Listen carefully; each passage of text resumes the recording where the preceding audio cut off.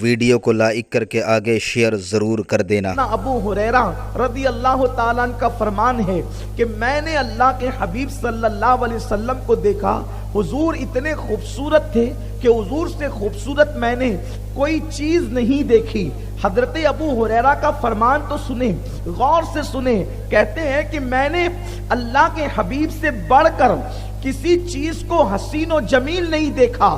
آقا کریم صلی اللہ علیہ وسلم کے حسن کو دیکھ کر ابو ہریرہ یہ نہیں کہتے کہ انسانوں میں کوئی حضور صلی اللہ علیہ وسلم جیسا حسین نہیں، بلکہ فرماتے کوئی چیز حضور صلی اللہ علیہ وسلم جیسی حسین ہو ہی نہیں سکتی۔ یعنی اللہ اکبر، سیدنا ابو ہریرہ حضور کے حسن کو دیکھ کر کے بتا رہے ہیں کہ چاند ہو یا سورج، ستارے ہو یا سیارے، کوئی چیز حضور علیہ الصلوۃ و تسلیم کے حسن کے آگے کوئی حیثیت ہی نہیں رکھتے۔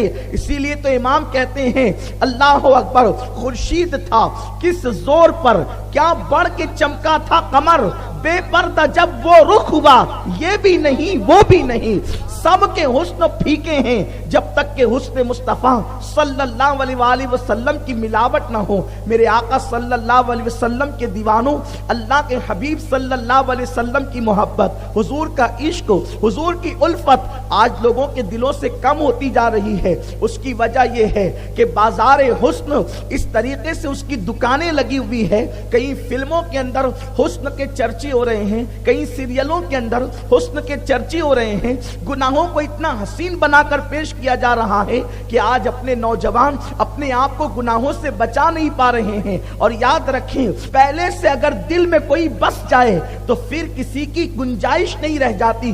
اسی لیے اللہ اکبر، میرے آقا صلی اللہ علیہ وسلم نے اپنی امت کو پیغام دیا کہ اپنی اولاد کے دلوں کے اندر نبی کی محبت پیدا کرو، اس لیے کہ جب تم اپنے نبی کی محبت پیدا کرو گے تو حضور صلی اللہ علیہ وسلم کی محبت جب اپنی اولاد کو تم سناؤ گے تو اس وقت حضور کے حسن کا تذکرہ بھی ہوگا، اور جب حضور کے حسن کا تذکرہ ہوگا، قربان جائیں میرے آقا کو اللہ نے کیا حسن عطا کیا تھا۔ صحابہ کہتے ہیں اگر اللہ اپنے محبوب پر قرآن نازل نہ بھی فرماتا تو حضور اتنے خوبصورت تھے کہ لوگ حضور کا صرف چہرہ دیکھ کر کے مسلمان ہو جاتے۔ میرے آقا علیہ السلام کے پیارے دیوانوں، حسن حضور کیا ہے؟ ایک مرتبہ حضرت سیدہ عائشہ صدیقہ رضی اللہ تعالی عنہ نے عرض کیا، یا رسول اللہ صلی اللہ علیہ وسلم، میرے ماں باپ آپ پر قربان، حضور یہ بتائیں کہ آپ زیادہ حسن والے ہیں یا یوسف زیادہ حسین تھے؟ آپ غور کریں، حسن یوسف کتنا مشہور ہے۔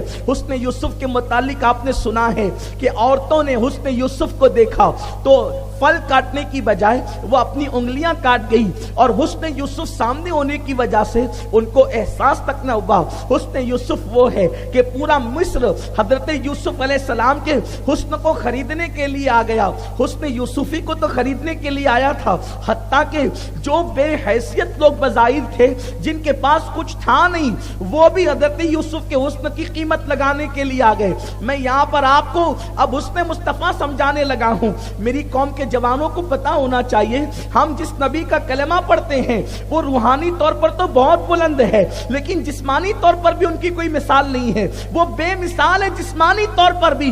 آپ اندازہ کریں، ام المومنین عائشہ صدیقہ کہتی ہے حضور آپ زیادہ حسن والے ہیں یا حضرت یوسف علیہ السلام کا حسن زیادہ تھا؟ میں حضور کا فرمان عرض کروں اور اس کے بعد پھر آپ کو حسن یوسف اور حسن مصطفیٰ میں تقابل کر کے دکھاؤں کہ اس حسن کا عالم کیا ہے۔ توجہ کریں، حسن مصطفیٰ صلی اللہ علیہ وسلم کو دیکھ کر حضرت ام المومنین عائشہ صدیقہ جو اپنے وقت کی فقیہ ہیں، مفتیاں ہیں، علم اللہ نے بے مثال عطا فرمایا ہے، کہتے ہیں حضور آپ زیادہ حسن والے ہیں یا یوسف زیادہ حسن والے تھے؟ آقا نے بس اتنا کہا کہ اللہ نے میرے حسن کا آدھا میرے بھائی حضرت یوسف کو عطا فرمایا ہے۔ اب آپ اندازہ کریں، جس کو آدھا دیا اس کے آگے مصر کی عورتوں نے انگلیاں کاٹ لی۔ اللہ نے جس کو مکمل حسن بنا کر کے بھیجا ہو، جس کا حسن بے مثال، اس کی شان کیا ہوگی؟ اور حسن یوسف کے متعلق کہا جاتا ہے جب وہ کھانا کھاتے تھے تو لقمہ حلق کے نیچے اترتا نظر آتا تھا، جب وہ پانی پیتے تھے تو پانی اترتا ہوا نظر آتا تھا۔ حسن یوسف کے معاملے میں بہت زیادہ داستانیں مشہور ہیں اور جو ہے وہ بہت ساری باتیں کہی جاتی ہیں، لیکن آپ سے پوچھنا چاہتا ہوں، اب آئیے حسن یوسف یوسف اور حسن مصطفیٰ صلی اللہ علیہ وسلم کو دیکھیں. اللہ اکبر. حسن یوسف کی شان یہ ہے, حسن یوسف دیکھ کر لوگ وہاں خریدار بن کر کے آتے ہیں. حسن یوسف پر لوگ خریدنے کے لیے آتے ہیں, حسن مصطفیٰ پر لوگ بکنے کے لیے آتے ہیں.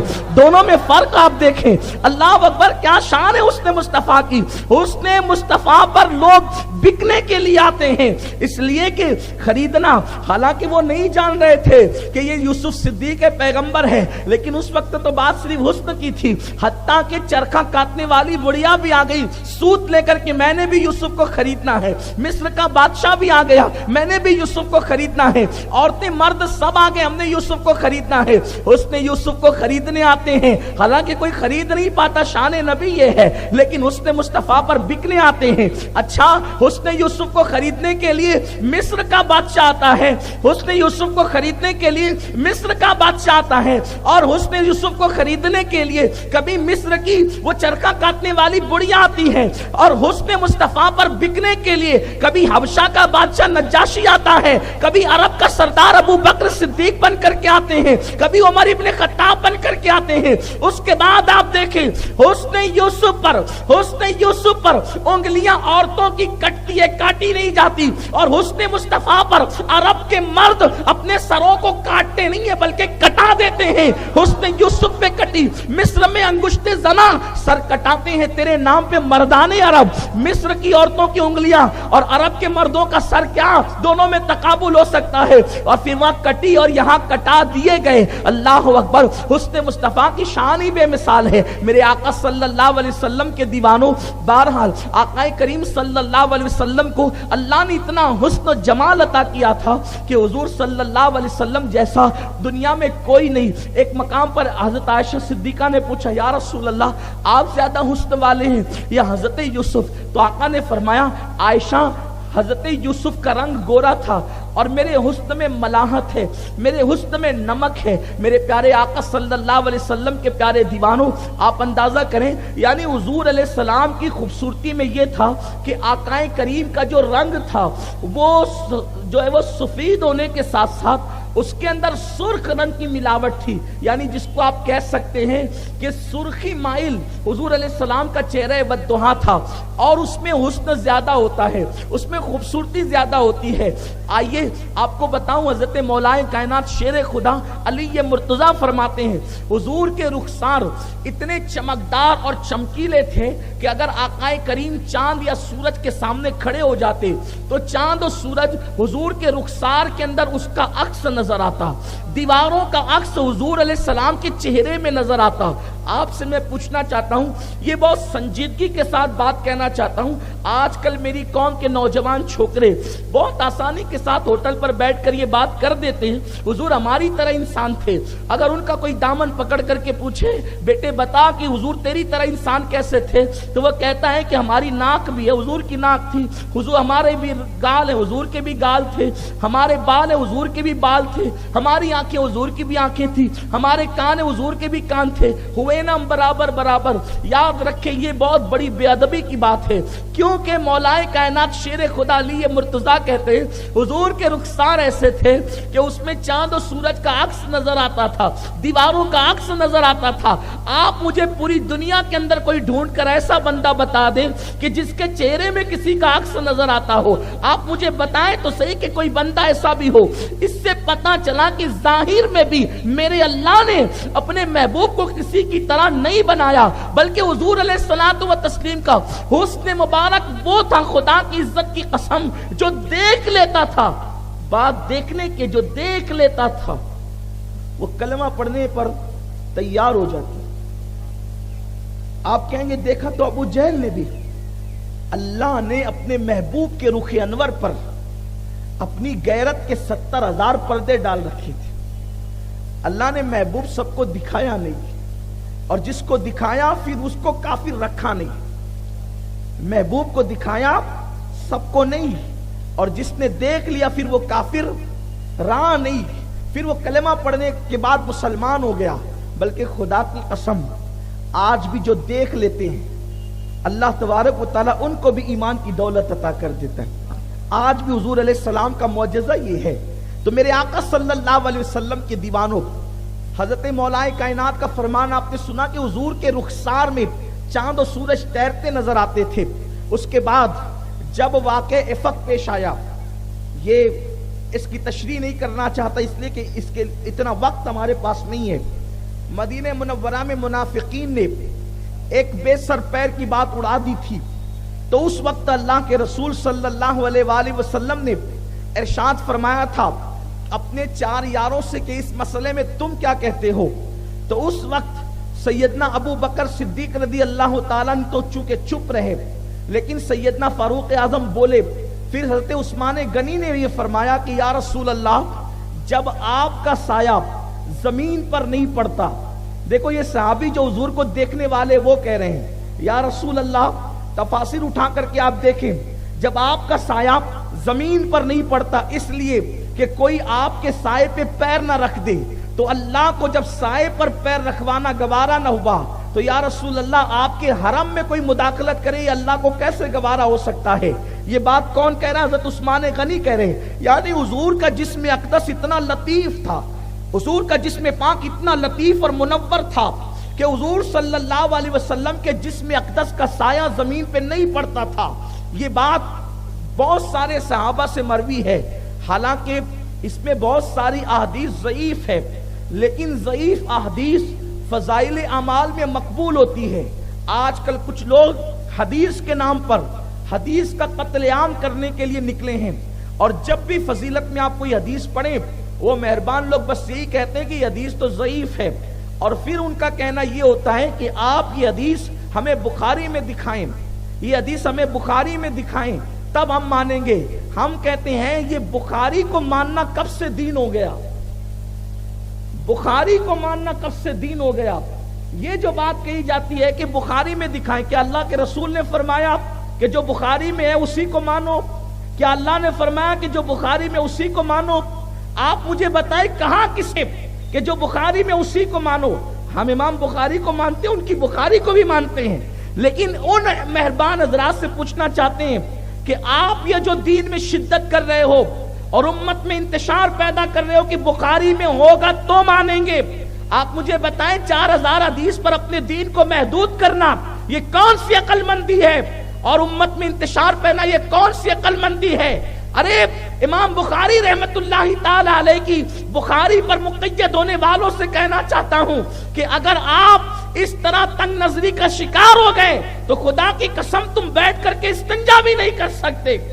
یاد رکھیں، اس لیے ہم اپنے دین کو محدود نہ کریں. اور پھر آپ کا تو دعویٰ یہ ہے کہ اللہ و رسول کا جو فرمان ہوگا ہم اسی کو مانیں گے. اس حدیث بات پر حضور کا کوئی فرمان کوئی لا کے بتا سکتا ہے کہ جو بخاری میں ہوگا اسی کو مانیں گے، ورنہ اور بات نہیں مانیں گے. تو جیسے تم نے اپنے من سے بخاری کی محبت میں اس بات کو طے کر لیا ہے کہ جو امام بخاری کی بخاری میں ہوگی اسی کو مانیں گے، ہم نے اپنی مرضی سے یہ طے نہیں کیا، بلکہ ہم نے تو قرآن کے اس فرمان پہ عمل کیا ہے. وَمَا آتَاكُمُ الرَّسُولُ فَخُذُوهُ، نبی جو دے دے وہ لے لو. نبی کی کتاب، نبی کی حدیث کسی بھی کتاب میں لکھی ہوتی ہے، اگر وہ قرآن اور حدیث صحیحہ سے نہیں ٹکراتی ہم اس کو مان لیا کرتے ہیں. اس لیے کہ قرآن نے کہا نبی جو دے دے لے لو، نبی جو دے دے لے لو. لیکن حیرت کی بات یہ ہے آج کل دین میں رخنہ اندازی، تفرقہ بازی، فرقہ پرستی عام ہوتی جا رہی ہے. لیکن ہم میلاد منانے والے لوگوں کو پیغام دیتے ہیں لوگوں لڑنے کا وقت نہیں ہے، لوگوں لڑنے کا وقت نہیں ہے، بلکہ محبت کا وقت ہے، پیار کا وقت ہے. اور اگر لوگ بخاری کو اتنا ہی مانتے ہیں تو آئیے ذرا میں بھی بخاری سے ایک حدیث پیش کرتا ہوں، اور امید کرتا ہوں کہ بخاری کے مقلدین اس امام بخاری سے محبت کرنے والے حضرات اس حدیث پر بھی ذرا عمل کریں گے. بخاری شریف ہے، کتاب النکاح ہے، اور اس حدیث کا مفہوم یہ ہے کہ حضرت عباس ابن عبد المطلب کہتے ہیں کہ میں نے ابو لہب کو خواب میں دیکھا. یہ حدیث بخاری شریف میں کتاب النکاح میں ہے، اور حضرت عباس ابن عبد المطلب روایت کرتے ہیں کہ میں نے ابو لہب کو خواب میں دیکھا. میں نے پوچھا ہو ابو لہب، اس کا مفہوم عرض کر رہا ہوں آپ کے سامنے. مفہوم بالکل آپ کو یہی ملے گا، الفاظ جدا ہوں گے، اس لیے کہ وہ عربی ہے، میں اردو کہہ رہا ہوں نا، اور عربی اس لیے نہیں کہتا کہ آپ کہیں گے کہ پھر یہ آپ کہاں کی بات کر رہے ہیں، اس لیے میری عادت ہے کہ میں بہت آپ کے معیار کے مطابق، ہمارے بزرگوں نے فرمایا کہ لوگوں کی عقلوں کے مطابق باتیں کیا کرو، تو اس محفل میں تو ہمارے چھوٹے چھوٹے بچے بھی ہوتے ہیں نا، پھر وہ بھی جائے تو کچھ سمجھ کر جائے، ورنہ ان کا یہاں بیٹھنے کا کیا فائدہ۔ اور میری مائیں اور بہنیں جو روٹیاں پکاتی ہے، چولہا سلگاتی ہے، وہ بھی تو بیٹھتی ہیں، ان کا بھی خیال ہوتا ہے۔ اور میری قوم کے بہت سارے وہ نوجوان جنہوں نے کبھی اسکول مدرسے کا منہ نہیں دیکھا، ان کا بھی خیال ہوتا ہے، سب کی بات کرنی ہوتی ہے۔ تو کتاب النکاح میں امام بخاری حدیث لائے ہیں، حدیث یہ ہے کہ حضرت عباس ابن عبد المطلب کہتے ہیں کہ میں نے ابو لہب کو خواب میں دیکھا اور پوچھا ابو لہب تیرا حال کیا ہے؟ اس نے جواب دیا بڑا برا حال ہے، نبی کو ستایا جو تو برا ہی حال ہوگا، نبی کو تکلیف جو پہنچائی تو برا ہی حال ہوگا۔ پھر اس نے کہا مگر بات اتنی ہے عباس کہ جب پیر کا دن آتا ہے، دوشنبے کا دن، کون سا دن؟ پیر کا دن، تو میری یہ جو انگلی ہے نا، یہ انگلی شہادت کی انگلی، بھئی ہماری انگلی شہادت کی ہے نا، وہ تو شہادت دیا نہیں تو اس کی انگلی شہادت کی کیسے ہو گئی؟